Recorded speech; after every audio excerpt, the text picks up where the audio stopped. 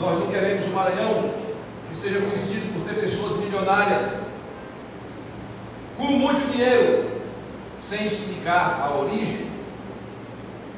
É bom ser rico? É, desde que não seja vergonhoso ser rico com o dinheiro dos outros, o dinheiro do povo. Você tem que ser rico a custo de roubo de dinheiro da saúde.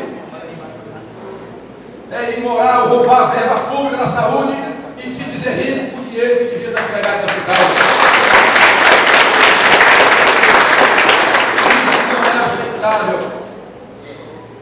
Isso não pertence com a evolução humana. Pelo contrário, é pisar em cima da condição humana.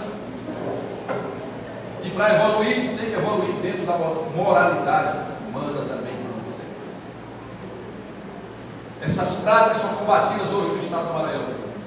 Corruptos estão sendo presos. Corruptos estão sendo caçados como bandidos que são.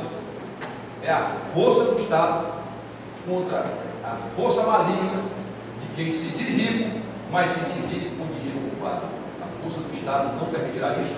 E nós vamos pôr fim a essa situação de sangria dos cofres públicos para enriquecimento de muitos poucos em detrimento da grande maioria de cidadãos e cidadãs.